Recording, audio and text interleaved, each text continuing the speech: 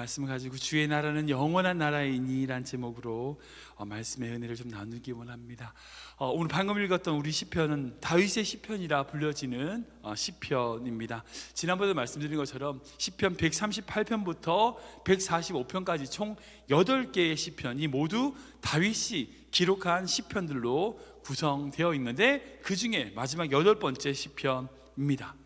그뿐 아니라 이 시편 150편에 수많은 다윗의 시편들이 있는데 그 다윗의 시편들 중에 가장 마지막 시편이 바로 오늘 145편의 시편입니다.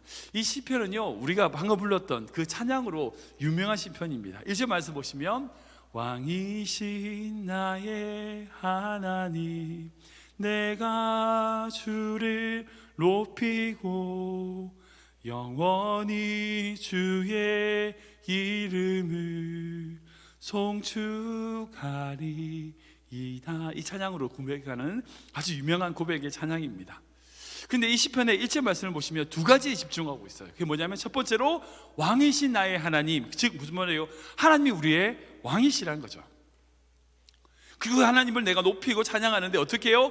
영원이라는 시간 속에서 우리가 주님의 이름을 높이고 송축할 것이다. 그런 것이 바로 이 1절에 담겨있는 두 가지 의미가 있습니다. 근데 이 두 가지 의미는요, 결국 13절과 연결이 됩니다. 우리 같이 읽어볼까요? 같이 읽겠습니다.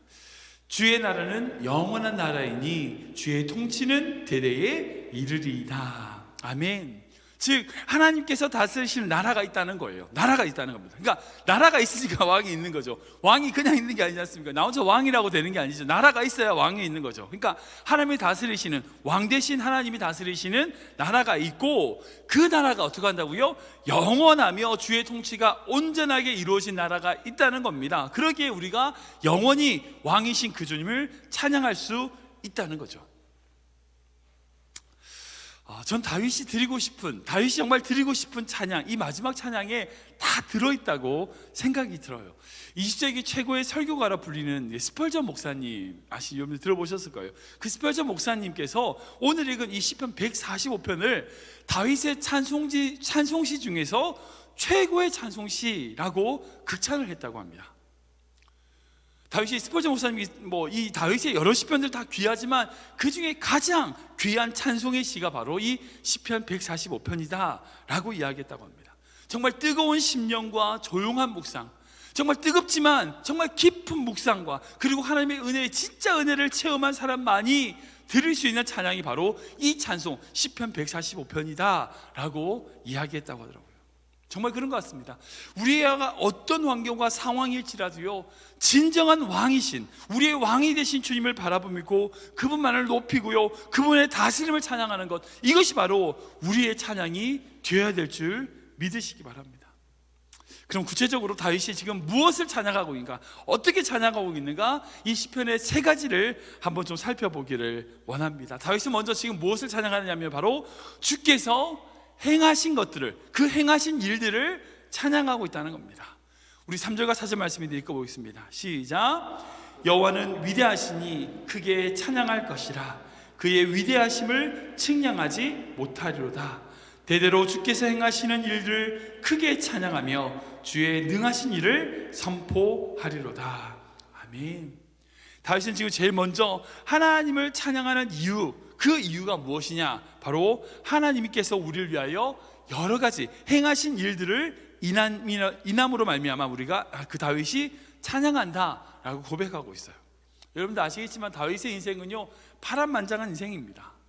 그 파란만장한 인생 속에서 하나님께서 다윗을 위하여 행하신 일들이 여러 가지 있는 것을 우리는 볼 수 있어요. 목동이로서 아무것도 가진 것 없는 정말 비천한 존재였던 그 다윗을 어떻게 해요? 불러서 골리앗과 싸우게 하시고, 그 골리앗과 싸움으로 말미암아 장수가 되게 하시고, 그 장수로서 모든 전쟁에서 하나님이 그의 머리를 보호해 주신, 우리 시편에 고백한 것처럼 머리를 지켜주시는 것처럼, 그 머리를 그늘에 가려주신 것처럼 주의 날개로 품어주셔서 전쟁에 승리하게 하시고, 결국 그 전쟁에 승리함을 말미암아 사울왕에게 쫓겨서 도망다니고 있을 때도 하나님이 어떻게 해요? 보호해 주셨다고요. 아둘람 굴에 숨어 있을 때도 하나님께서 그를 지켜주시고 보호해 주셨습니다. 그리고 나중에 결국 왕이 됐을 때 그 순간까지, 아니 왕이 된 이후에도 그가 죄를 범했을 때 모든 사람을 그냥 버렸어도 하나님께서는 절대 그를 버리지 않고 나단 선지자를 보내서 다시금 그를 회복시키는 것까지 하나님은요 다윗을 위하여 수많은 일들을 하셨습니다. 그 하나님이 자신을 향하여 행하신 그 모든 일들을 생각할 때는요 찬양할 수밖에 없는 거예요. 제가 이제 크리프단 장로교회 와서 제가 이제 교회 역사를 또 우리 홈페이지에다 적고 여러 가지 자료를 보면서 하나님이 우리 교회도 마찬가지라는 생각이 들어요. 하나님께서 우리 교회를 향하신 일들이 너무나 많이 있습니다. 수많은 일들을 행하셨습니다. 물론 잘못된 것도 있고 부족한 것도 있었죠. 그러나 그 순간일지라도 하나님이 행하신 일들이 있다는 거예요. 그렇기 때문에 우리 교회가 지금 여기 있는 겁니다. 우리 삶이 여기 있는 겁니다. 여러분 이민 생활하면서 어떤 일들을 겪으셨습니까? 다른 사람들에게 말도 못할 여러 가지 수많은 아픔과 고통 겪으셨을 겁니다. 다른 사람들이 다 이해 못하는 상황에 빠졌을 수도 있습니다. 그러나 그때 하나님이 여러분을 위하여 일하셨잖아요. 하나님이 우리 위해서 행하셨지 않습니까? 그 하나님의 행하심을 기억한다면 우리는 찬양할 수밖에 없다는 거예요. 이사야에서도 이 비슷한 말씀의 고백을 하고 있거든요. 우리가 읽어보겠습니다. 같이 읽겠습니다. 시작. 여호와여 주는 나의 하나님이시라. 내가 주를 높이고 주의 이름을 찬송하려니 주는 기사를 옛적에 정하신 뜻대로 성실함과 진실함으로 행하셨습니다. 아멘. 아멘. 이사야도 마찬가지로 고백하고 있는 겁니다. 주는 나의 하나님이시고요 내가 주님을 높입니다. 왜?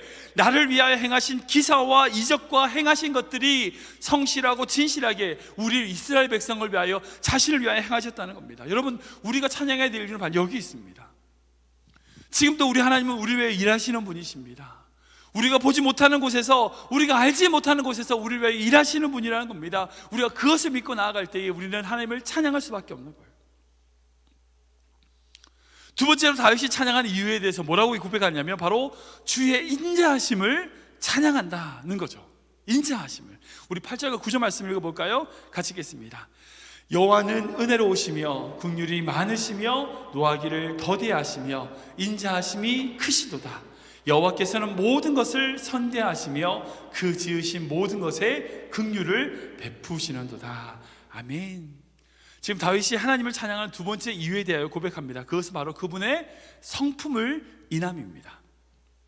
다윗은요 천지를 만물을 창조하시고 이 만물의 생명과 모든 것을 공급해 주신 하나님의 그 인자하심, 그 자비하심, 그 긍휼을 묵상하면서 찬송하고 있습니다. 즉 다윗은요 하나님께서 이 세상 자신들 이스라엘 백성을 대하시는 기본적인 마음이 긍휼임을 믿고 있다는 거죠. 그분의 인자하심과 그분의 자비를 믿고 있습니다. 그래서 다윗은요 수많은 시편에서 하나님의 그 인자하심과 그분의 성품을 찬양하고 노래하고 있어요. 여러분 그런 척은 할 수 있죠. 근데 그런 사람과 그렇지 않은 사람은 나중에 보면 결과가 나타납니다. 무슨 말이냐? 나를 위해서 잘해주는 척하고 나를 위해서 해주는 일을 하는 척하는 뭐 일하는 척은 할 수 있어도요 그 사람의 성품이 악하거나 그 사람의 성품이 나쁘면 나중에 시간이 지나면 결과는 드러나게 되어 있어요. 하나님이 우리 위해서 행하신 것도 우리가 찬양해야 되지만 바로 그 찬양의 이유 중심은 뭐냐? 바로 그분이 우리를 위한 사랑, 우리를 향하신 그 인자하심과 성품, 그분의 성품에 있다는 거예요. 하나님의 그 인자하심과 성품을 바라볼 때 우리는 찬양할 수밖에 없습니다. 다윗은 자신뿐 아니라 그리고 모든 만물이 그렇게 하나님을 찬양하고 감사해야 된다라고 선언하고 있는 거죠. 예레미야도 마찬가지 이렇게 고백합니다. 우리 같이 읽어볼까요? 시작. 여호와의 인자와 긍휼이 무궁하심으로 우리가 진멸되지 아니함이니이다. 이것들이 아침마다 새로우니 주의 성실하심이 크시도소이다. 아멘. 지금 예레미야가 뭐라고 고백하냐면 하나님의 인자하심과 긍휼이 무궁하기 때문에 우리가 진멸되지 않는다라고 얘기해요. 지금 예레미야 애간을 부르는 상황은 어떤 상황이냐면 이스라엘 백성이 바벨론에게 완전히 멸망하여 포로로 잡혀간 시기였습니다. 나라가 망한 시기였어요. 나라가 쫄딱 망해서 정말 하나님이 정말 살아계신가 아닌가라고 하는 것을 뭐 정말 의문하고 물어보고 있는 하나님에 대한 그런 회의가 있을 그런 시기였습니다. 근데 그런 시기에 예레미야는 어떤 것을 바라봤냐면 하나님이 그렇게 이스라엘 백성을 치시지만 그렇게 치시는 가운데 하나님의 인자와 긍휼하심이 있더라는 거죠. 날마다 새롭게 자신의 삶을 이끌어 나가시는 하나님의 긍휼이 있다는 거예요. 그리고 결국 예레미야가 무엇을 예언하느냐, 70년이 지나고 난 다음에 바벨론에서 포로로 돌아오는 그 이스라엘 백성의 환상을 보면서 하나님이 결국 이스라엘을 회복시키실 것에 대한 믿음으로 그 하나님의 인자하심과 긍휼이 무궁하다라고 고백하는 겁니다. 지금 여러분 상황 어떤 상황인지 모르겠습니다. 예레미야 애가처럼 정말 어처구니 없는, 정말 어쩜 고통 가운데 정말 무너질 수밖에 없는 그런 상황 가운데 계신 성도님 계실 수 있습니다. 그러나 그 순간이라도요, 여러분들 향한 하나님의 인자하심과 하나님의 긍휼하심은요 무궁하신다는 거예요. 아침에 일어나서 여러분들 아침에 삶을 돌아보십시오. 여러분들 인생을 돌아보십시오. 하나님은 여러분들을 향한 인자와 긍휼하심이 무궁하신 분이에요. 아침마다 그것이 새롭습니다. 아침마다 그걸 찬송받으시기 합당하신 분이라는 거예요. 우리가 그 어떤 환경일지라도 그 하나님을 높이고 찬양할 수 있는 귀한 성도 되시길 좀 축원합니다. 세 번째로 다윗이 찬양할 수 있는 이유는 뭐냐? 바로 주의 다스리심을 찬양하더라는 거죠. 우리 11절과 12절 말씀인데 읽어보겠습니다. 시작. 그들이 주의 나라의 영광을 말하며 주의 업적을 일러서 주의 업적과 주의 나라의 위엄 있는 영광을 인생들에게 알게 하리이다. 아멘. 지금 다윗이 하나님을 찬양하는 세 번째 이유에 대해서 뭐라고 얘기하느냐, 바로 그분의 다스림과 그분의 야나와 영광을 인함이다 라고 고백하고 있다는 거예요. 즉 하나님께서 다스리시는 나라가 있고 그분의 다스림 안에 우리가 포함되어 있다는 거예요. 그래서 결국 그 영광을 우리가 볼 것이고 그 영광을 노래하고 찬양하게 될 것이다 라고 지금 다윗은 고백하고 있습니다. 사랑하는 여러분, 처음에 1번과 2번에 연결되어 3번도 동일하게 생각할 수 있어요. 하나님께서 우리에게 행하신 그 과거의 일들, 그리고 하나님의 지금 내가 어떤 환경과 상황일지라도 지금 나에게 매일매일 쏟아지는 하나님의 그 인자하심과 긍휼하심, 그리고 나의 인생 가운데 앞으로 행하실 하나님의 다스림과 인도하심, 여러분들 그것이 우리의 찬양의 주제가 된다는 거예요. 주의 나라는 영원하고 대대에 미치고 그 나라의 영광을 우리가 선포할 수밖에 없다라고 고백하는 다윗의 고백이 바로 우리의 고백이 되어야 된다는 겁니다. 다니엘도 동일하게 이렇게 고백합니다. 같이 읽겠습니다. 시작. 그에게 권세와 영광과 나라를 주고 모든 백성과 나라들과 다른 언어를 말하는 모든 자들이 그를 섬기게 하였으니 그의 권세는 소멸되지 아니하는 권세요 그의 나라는 멸망하지 아니할 것이니라. 아멘. 그 하나님의 나라가 영원함을 선포하며 그 하나님의 다스림 안에 우리가 있다라는 거죠. 세상의 모든 사람들이 하나님에 대하여 부정하게 얘기하고 지금 다원주의나 인본주의로 말미암아 하나님이 없는 것처럼 얘기하지만 여러분 그렇지 않습니다. 하나님의 나라는 영원한 나라입니다. 그 나라는 멸망하지 않습니다. 그 나라는요 우리의 삶 가운데 영원히 동행하실 것입니다. 우리가 그것을 믿는다면, 그것을 바라본다면 비록 지금 내 삶이 어떠한 삶이든지 간에 내 삶을 다스리실 그 하나님을 찬양할 수밖에 없다는 거예요.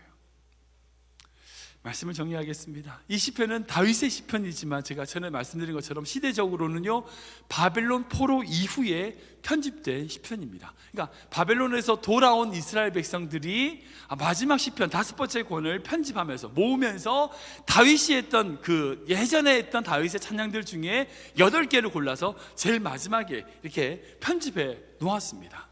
생각해 보세요.